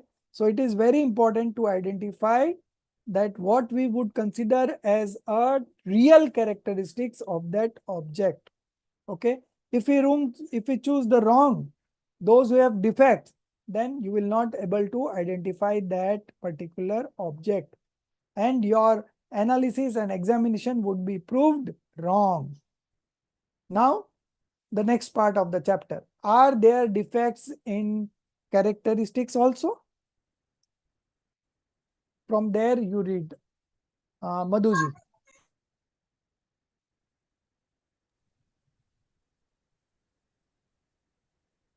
Disciple. Are there defects in definition also? Speaker. Definitions are always without defects. Those with defects are called pseudo definitions. Three kinds of defects are found in these. 1. Less pervasive, extra pervasive, impossible. When the definition covers only a part of the object, it is called less pervasive. Example, to say that cows are black and animals have horns. All the cows are not black and all the animals are not with horns. The two definitions, therefore, suffer from less pervasive defect. Disciple. If we accept horn as the definition of a cow, speaker, the definition then will have extra pervasive defect because it covers the object as well as the non-object. Disciple. What is this non-object? Speaker. Things other than the object of definition are non-objects. Though all the cows have horns, but horns are also found in other animals.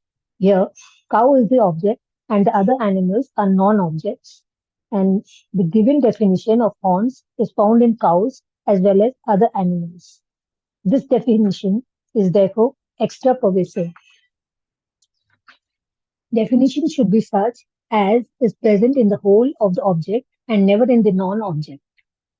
Not to be pervasive in the whole object is the less pervasive defect, and to be pervasive in the object as well as the non-object is the extra pervasive defect. Disciple. And impossible? Speaker. Impossibility of definition in the object defined is the impossible defect. Example, to define man as a creature with horns. Here, man is the object and the presence of horn is the definition. This defect is called the impossible. I understand you have now followed the nature of definition and pseudo definition exactly. Disciple. Yes, very clearly. Speaker. If that is so, let me know if the soul can be defined as having omniscience. Omniscience. Is this definition of the soul correct? Disciple. Stop. No. Yes. So now all Yes. the examples will follow. So let's first understand the three defects or the flaws. Why? Flaws in what? flaws in defining the characteristics, right? So if you have a flaw in the characteristics, right, then it will not be a true characteristics. It will be a pseudo characteristics, right? लक्षणाभास, लक्षण नहीं है उसको कहते हैं लक्षणाभास. Now there are three defects, okay, or three flaws. The first one is less pervasive, अव्याप्ति, right? Pervasive means spreading, फैलना. ठीक है, फैलने को क्या कहते हैं? व्याप्ति. ओके, प्रसरना, फैलना, व्यापक, right? So that is called pervasive. Pervasive means spreading. So one is less pervasive. Less pervasive means what? That particular characteristics is valid at in certain parts or at certain time. Two factors we are considering. One is time factor and other is the surface factors, right? When the definition or the characteristics covers only a part of the object, right? So it could be time also, it could be space, it could be area also, right? So when that definition covers only a part of the object, it is called less pervasive. Example, to say that cows are black, right? So here cows are black. Cows is the, what is cow? Characteristics or object? Object. No, cows is the characteristics. I always said that the first one would always be the characteristics and the second one would be the object. Cows are black, right? But there are other animals also which are black, right? So cows are black and animals have horns, right? So now animals is the characteristics and horns is the object, right? Two examples, cows are black, animals are horns. Now, if I consider cow are black, right, then all the cows are not black. So some cows are black. 1 minute. So here the cows will be the object and black would be the characteristics, because all the cows are not black. So black would not be a characteristic of the cow, true characteristics, right? So there is a flaw in that, because we find cows which are white also, right? So that means black is a characteristic which is present in some of the cows, but not on all the cows. So now you could understand the definition of characteristics of less pervasive, right? When the definition covers only a part of the object, it is called less pervasive. So less pervasive means not full object, but less than the object. So that is called less pervasive. That is to say that cows are black. So here black is the characteristics and cow is the object. So object are black also and white also. Cows are black also and white also. So all the cows are not black, right? So that is a defect, and that defect is called less pervasive, right? Next one, animals have horns. Okay, so horn is the characteristics here and animal is the object. I'll tell you the Hindi one. It is very clear. In Hindi, it is written गाय का लक्षण सावलापन. So here it is already mentioned that the characteristic is black. Okay, so then it is correct. Pashu ka lakshan singh. So lakshan is singh, right? Horn. So lakshan is horn and laksha is pashu or animals. Okay. So सावलापन सभी गायों में नहीं पाया जाता है. इस प्रकार सिंह भी सभी पशुओं में नहीं पाए जाते. So there are animals who doesn't have horn, right? So horn is a less pervasive defect of the characteristics, right? Less pervasive. Now, what is extra pervasive? So those characteristics which are also in the object, but which are also in the non-object also, right? So those are called extra pervasive. So it is there in the object, but it is also in some other object, right? Things other than the object of characteristics are non-objects. Though all the cows have horns, but horns are also found in another animals, right? Here, cow is the object. Okay. Earlier, cow was the yeah, same example. Here, cow is the object and the other animals are non-object, right? So horn is the characteristic, cow is the object. So this characteristic horn is the characteristics and cow is the object. So there are other animals also who are having horn apart from cow. So that means the characteristic is also in the object and also in the non-object, which are other animals. Okay. So this is called extra pervasive. So when it is in some part, it is less pervasive. When it is in extra part, it is called extra pervasive. Everyone clear? I will give you one example. Okay. Let me see the example. Cow is an animal. Okay. So here in this example, cow is the characteristic and animal is the object, right?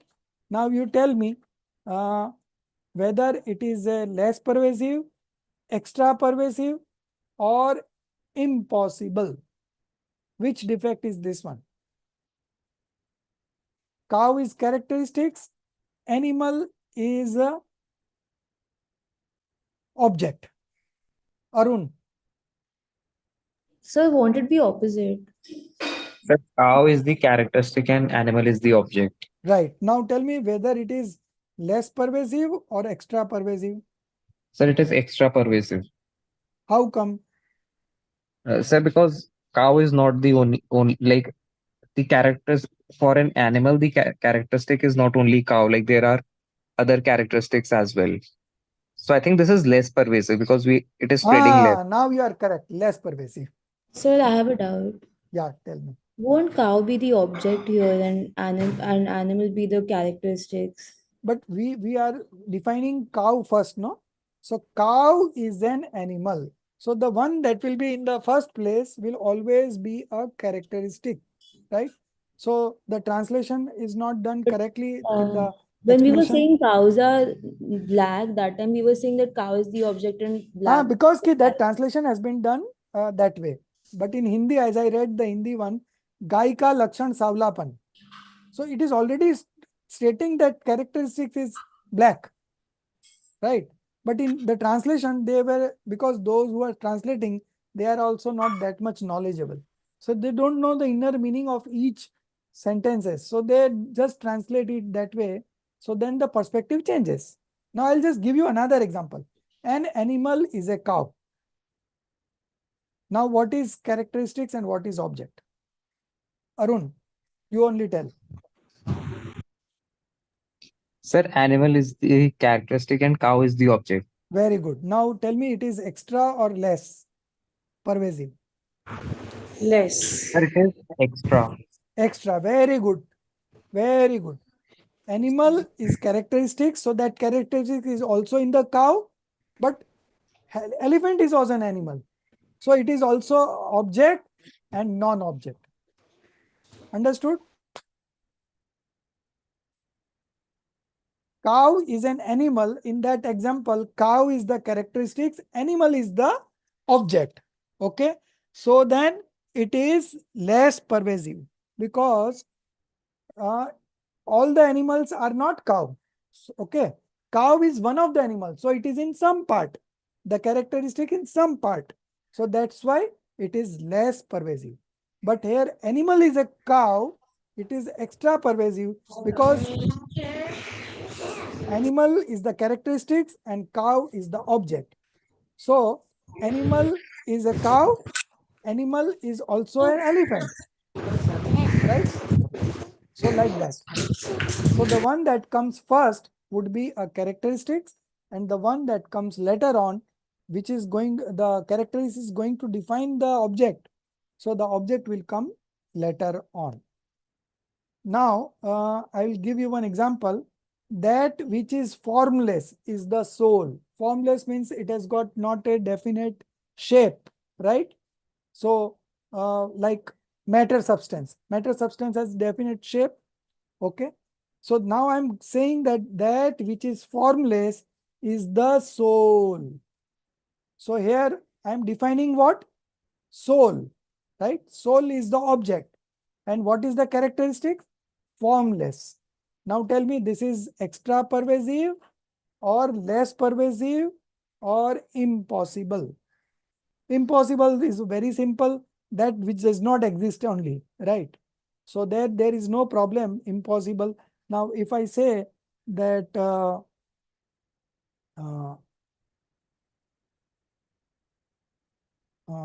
impossible defect, what is impossible?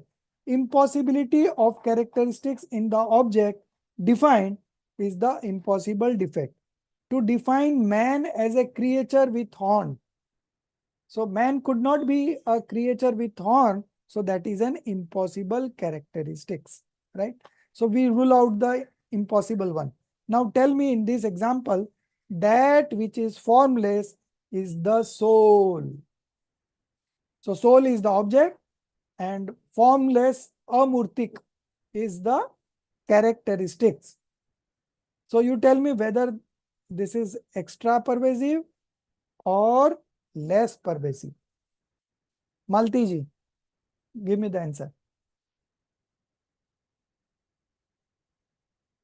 Unclear actually of this concept. Right.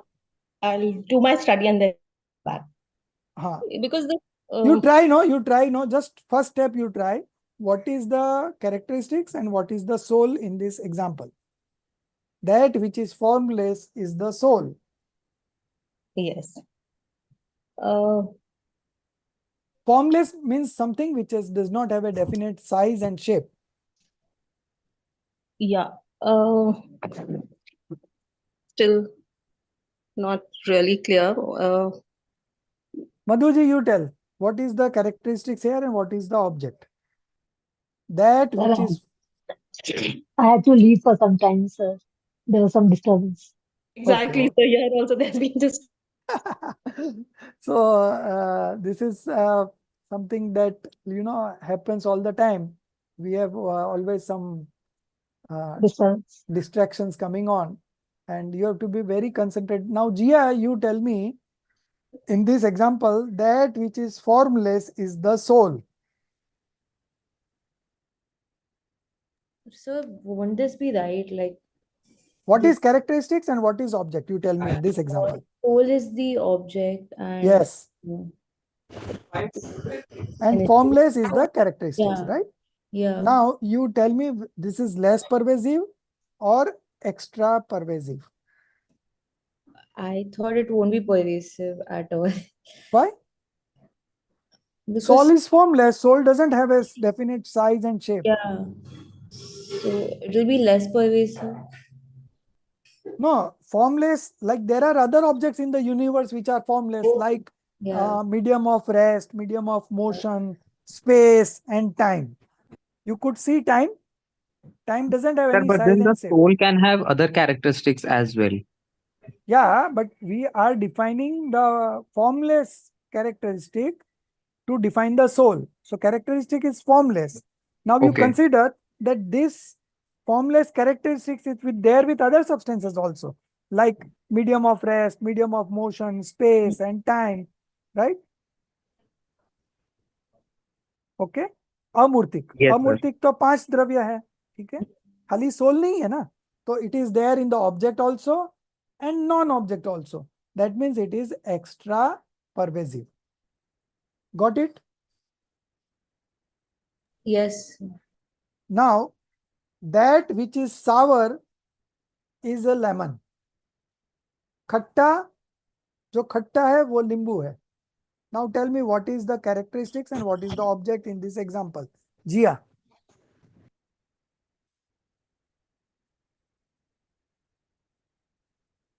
So can you repeat? That which is sour Hmm. is a lemon, So lemon is the object and right? sour is the Ah. characteristic. And So now tell me, this is an extra pervasive defect or a less pervasive defect? extra pervasive. Very good. Very good. Less. Anything Now last example. Whatever possesses touch, taste, smell and color is matter.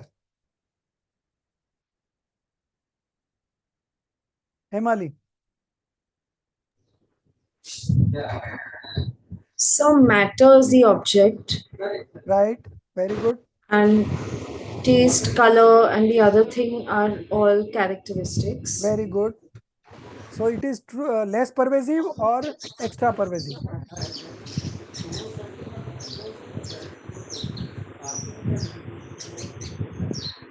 So this is where I'm getting confused, but I think it is extra pervasive.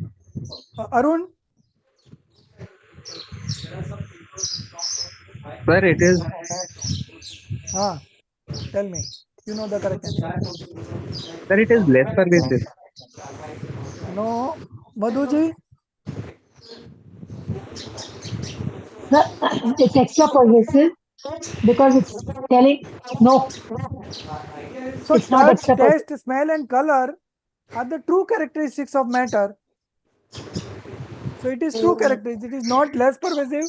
It is also not extra pervasive, but this is the true characteristics, because matter is always with touch, taste, smell and color. It is not that sometimes the matter is with touch, taste, sometimes it is not. And it is also not that the matter has these qualities and other substances. Like soul has this quality? No. Medium of rest? No. Medium of motion? No. Space? No. Time? No. It is only matter that has got touch, taste, smell and color. So this is a true characteristics. Okay. So now we will see other examples from the textbook. Read from here. We were impossible. So impossible, everyone knows that which does not exist in the object itself, that is impossible, right? Okay. So man with a horn is a impossible defect. Impossible defect. Okay. Impossible flaw. Now you start reading from here. We will see 3-4 examples, and that is where we will end the chapter. We have 10 minutes left. So I had a question before that. Can you Yeah. go over the differentiation between less pervasive and extra pervasive again? Yeah. So less pervasive is the characteristic. It is a defect of a characteristics which is present in some part, not the whole part. So it is in some part, not the whole part. So it is less pervasive. Right? So in some part, it could be area factor or it could be a time factor. Right? Now, as I said, omniscience is the characteristics of the soul.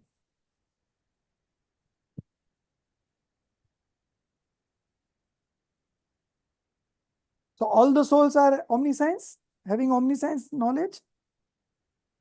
No. No. So it is less pervasive, right? Hmm. But if I said consciousness is the quality of the soul, Extra. pervasive. no, then it is a true. Pure. True characteristics. True Right? characteristics. Intrinsic characteristics, right? So if I say consciousness is the characteristics of the soul, that means that it is a true characteristics. But if I say omniscience is the characteristics of the soul, although the soul only become an omniscient, but still all the souls are not omniscient, right? So that is a that is a at some part. So less pervasive, okay? Less pervasive. Uh, anything else? So which is also in the object and also in the non-object, that is extra pervasive, right? Now we will see from the textbook, there are few examples given in this chapter. You just go through one by one. So, Is that so? excuse From me. you read from here, yeah. Excuse me, sir. Extra pervasive, you said, present in object Non-object also, other object also. Like formless. action. Formless is the quality of the soul, right? So it is also a quality of the soul. It also a characteristic of the non-soul elements like space, time, Space time. medium of rest, medium of motion, right? But matter is with always form. Matter is never formless because matters have got touch, taste, smell, and color, right? So that is a true characteristics of matter: touch, taste, smell, and that. Okay. Now you read from here. We will study 4, 5 examples. They have explained.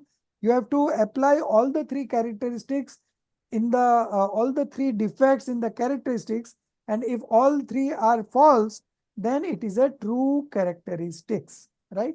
So you have to take one example and see whether it is less pervasive, or it is extra pervasive, or it is impossible. We have to ponder over all the three defects, and if we find that those defects are not there, then only we have proved that that is the true characteristics. Okay. Now you read from So, here. Yeah. sorry. So, I had another question. So, what would be the application of this kind of understanding? Why are we studying Because we want to this? identify the object, no? You want to identify the soul, but you cannot see the soul. So how you would it identify the soul? So then we say that knowledge is the characteristics of the soul. So, I am knowing, so I am a soul. I am not a matter, I am not a body. I am not the sentiments, I am not the toxic emotions, right? Because my quality is soul. I am identified by knowledge, right? So knowledge is the quality of the soul, true characteristics, right? But if I say desire is the characteristic of the soul, so do you have desire in matter? Do you have Understood. desire in medium of rest, medium of motion, medium, then space, time? No. So No, that means desire is only in soul, but that is a true characteristics. no. Why? Now give me the logic. Why? Which soul doesn't Because have a desire? Omniscient. also only Liberated the soul. Liberated soul doesn't have desire. liberated. Omniscient. So it could not be the true characteristics, right? But if I say desire is the characteristics of a mundane soul, sansari jeev, Correct. then True. true characteristics, right? Because मैं संसारी बोला है ना. I have told you Yes, sir. mundane soul. So you have to put in logics. You see, you are putting here logics to arrive at a conclusion. So that exercise will sharpen your mind and you will be able to identify the object very easily and correctly. The important part is you have to identify it correctly, right? So you just read through examples and see the logics that are given here and you will be able to understand now. So you read from Jia, you read from, is that so? Speaker, page 26. So I don't know. Can you see the document? It's just Page scroll up. 26. Yeah. Here. Is that Yeah, so? here's Yeah. disciple. After disciple, yes, very clearly. Speaker. Yeah. Speaker, if that is so, let me know if the soul can be defined as having omniscience. Is this definition of the soul correct? No, because here soul is the object and omniscience is its definition. Should I the definition as characteristic? Yeah, characteristics, right. Characteristics should be in the whole of the object, but omniscience is not present in all the souls. As such, this characteristic is less pervasive. Right. If we accept this characteristic as correct, we, with sensory and scriptural knowledge, will become inanimate beings. Speaker, then accept sensory and scriptural knowledge as the definition of the soul. Disciple, no, because if we accept that, the Arhantas and the Siddhas will have to be accepted as inanimate, for they do not have sensory or scriptural knowledge. This example, therefore, has the defect of being less pervasive. Speaker, you are correct. Some other listener will now reply. Is it correct to say that which is formless is the soul substance? Disciple, yes, for all the souls are formless. This characteristic does not have the defect of being less pervasive. Speaker, this characteristic is also not correct. It entails the defect of extra pervasiveness because beside the soul substance, space, ether, anti-ether, and time substance are also formless. In the above definition, soul is the object and substances. Soul is the object and substances other than the soul, that is the non-soul substances, are non-objects. Though all souls are formless, yet space and other substance beside the soul are also formless. Matter alone has form. As such, above definition, being pervasive in objects as well as non objects is full of extra pervasive defect. If all that is formless is soul is accepted, then we shall have to regard space and other three substances as soul. Disciple, if we define soul as having color, scent, taste, and touch, what will be the result? Speaker, wonderful, were you sleeping? This is impossible. Soul does not have color, etc. at all. This comes under the impossible defect of definition. Disciple, you have shown defects of all these definition of all these characteristics. Please let me know the correct characteristic of the soul. Speaker, the correct characteristic of the soul is operative consciousness. Tattva Sutra says, Upyogo Laksh, uh, Upyogo Lakshanam. Lakshanam. It does not have the defect of less pervasiveness because operative consciousness is found in all the souls. It does not also have the defect of extra pervasiveness because operative consciousness is not found in any other substance except the soul. There is no question of the defect impossible because it is so clear that all the living beings are possessed of operative consciousness. Every definition should thus be tested, and you should keep in mind all these things before arriving at definitions of substances. Disciple, please give one or two more examples. Speaker, no, there is no time. I have given one example of the soul and other of the cow and other animals. Now you can apply the conditions to other examples. If you feel any hitch, discuss amongst yourselves. Even then, if you do not understand, I shall explain the whole thing in more detail tomorrow. Please remember that you can understand things if you really try to understand yourself. Others cannot make you understand. You should therefore make attempts and concentrate over things explained. So those examples are clear. Now I'll give you one more example. We have till 4 minutes left. Okay. So this would be a last example. And Gia, you only answer, right? The one that is sweet is sugar. This would be First, you tell me what is characteristics, what is object, and then you tell me whether it is a true characteristics or it is having a defect. If it is having a defect, then which defect is this one? sugar is the object and sweet is the characteristic. Okay. And this will be less less pervasive. Less pervasive. Because sometimes the sugar is sweet and sometimes it is sour. No, Then because other extra objects means, are also sweet. pardon? It is not less pervasive, right? So tell me if it is extra pervasive. Yeah, it will be extra pervasive Yeah. Why? Now you tell me why. because other objects are also sweet. Yes. Object come non-object. So sugar is sweet and then non-objects are also sweet, right? Apple is sweet. Uh, banana is sweet. Jaggery. Good is sweet. Jaggery is sweet, right? Right? So this way you have to identify, right? So you Sir, have can I to, interrupt? yeah, Sir, but isn't it a true nature of sugar? pardon? Isn't Yeah, it a but true also nature of sugar? Yeah, but we cannot identify sugar by this with sweetness, no? just sweetness. Yeah. Okay. The characteristics, we have made characteristics as sweetness. So of course, it's a temporary characteristics. That is true because salt is also there and sugar is also there. Now to identify sweet, to identify sugar, We will use sweetness as a characteristic of the sugar. But when there are other sweet things also there, then if you consider sweetness as sugar, then you will also consider apple as sugar, because apple is also sweet.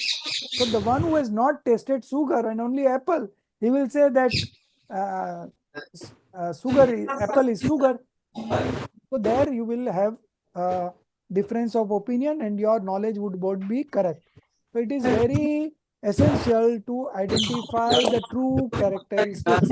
What you made as characteristics is depending on you.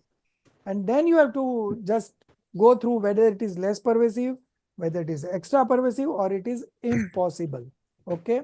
Now I will give you one more example. Sir, La yeah. Ask. sir, I mean, normally what happens is that, because of our past so many experiences and, movies and all, we always feel Atma means, soul is always formless, soul is always One formless. minute. Himali, you have muted. You mute yourself. Sir, Yeah. whenever we Yeah. know in the past, since so many years, whenever the movies and all, they show soul as, only formless. There is, one formless thing, one formless thing. Right. But, after understanding this, now we feel that, formless is over pervasive. But the true nature is just consciousness. Because, otherwise, whenever anybody is not knowing this religion, they always feel that only this formlessness is the, Right. yeah. So that is how our ignorance is going away gradually. So that is the purpose of this whole chapter, that, Yes, you have to identify the true characteristics so that you can identify the object. Our main purpose is to identify the object, right? So to identify the object, you have to first identify the true characteristics, because object is not always present, but through characteristics. I will tell you that you are only seeing a trunk, some portion of trunk in the water. Now, who will say this is an elephant? The one who knows the characteristics of elephant. The trunk is the characteristics of an elephant. And this kind of trunk other animals are not having. Right? So through that characteristics, you are identifying the elephant. So this way we form the characteristics. Of course, there are temporary characteristics and there are permanent characteristics, right? So temporary characteristics also serve our purpose at that point of time. But for finding a true characteristics which is always present in the object, you have to go through these three kinds of flaws. You have to take one flaws at a time and see that flaws is there in that characteristics or not. So if you rule out all the three flaws, that means it is the true characteristics, right? As we said, the consciousness is the characteristics of the soul. So soul and it is consciousness is every time in the soul. It is not that those who have got liberated, they are devoid of they are devoid of consciousness. Consciousness is still there, because consciousness means knowledge and perception. So knowledge is still there in the soul. So that is a true characteristics, right? So similarly, you have to identify. So this chapter is just an introductory chapter on the laws of Jainism. There are many scriptures on laws of Jainism where they give you concrete uh, analysis of each object and how to identify that object. So our objective is to identify our soul, and to identify the soul, or for that matter any object, you have to know the true characteristics. So that's why this is an introductory chapter of the laws of Jainism. This is adapted from Nyaya Deepika. It is full of laws. Uh, the other day we read about the nine, Adhyatam ke nine, Nischay and Vyavhar, real point of view and conventional point of view. These viewpoints are also there to identify the object, right? If you put in that perspective, you will be able to identify the true nature of that particular object. And by knowing that nature, you will be able to identify the object. So that is the ultimate conclusion, that to identify any object, you have to first know the characteristics. And that characteristics should be devoid of any kind of flaws. So there are three flaws: less pervasive, extra pervasive, and impossible. So you have to judge any object through these three different parameters of defects. And if any of the defects is not there, that means it is the true characteristics. And if you hold on to the characteristics, you will able to hold on to the object, because characteristics, true characteristics and object are always together. लक्षण और लक्ष्य अभेद होता है, ठीक है, अभेद होता है. तो आपने लक्षण को पकड़ लिया तो आपके हाथ में लक्ष्य आ गया, right? So small kid of 2 years, now he has started walking now. Now if you want to take him to a park, what you will do? You will just take one finger of his and you will walk through. So he will also come with you, because you have taken one part of it, right? That is a characteristics. It is, although it is not a true characteristics, I'm just giving an example. So the characteristics and the object are always together. So object is always not expressed, right? But the characteristics are always expressed. So through these characteristics, we identify the object, right? As from the trunk, you identify the elephant in the pond, right? You could see only the trunk. वो हाथी है. That is elephant. So this is the way how you identify the objects. Okay. So this is all. Next week we will move on to the next chapter, which is, I think, fourth chapter. Okay. The 11 stages of the householder. In the fifth stage, it will be fifth stage of spiritual development. Okay. So we will do that chapter. Pratima, 11 Pratima. Everyone knows Pratima, right?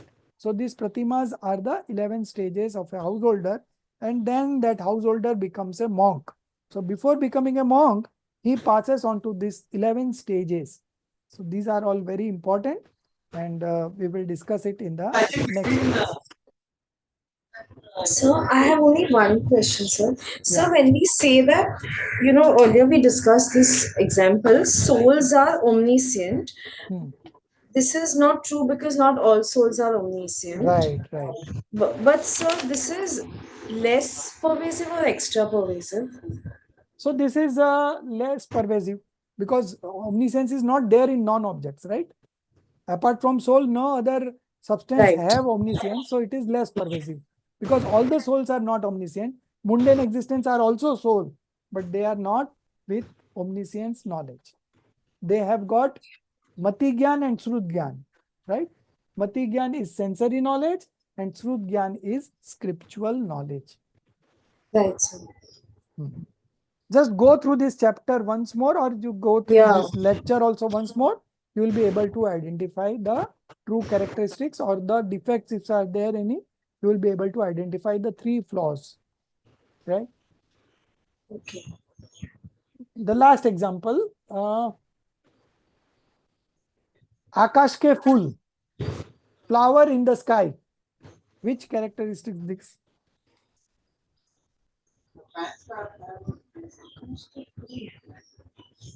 आकाश के फूल.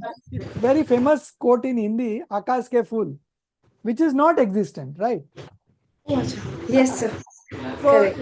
it's a false characteristics, right? So this way you have to identify. Okay. निज निधि निज में बताई, यह अनंत उपकार है, उसके लिए जिन वाणी माँ को वंदना सत बार है, उसके लिए जिन वाणी माँ को वंदना सत बार है.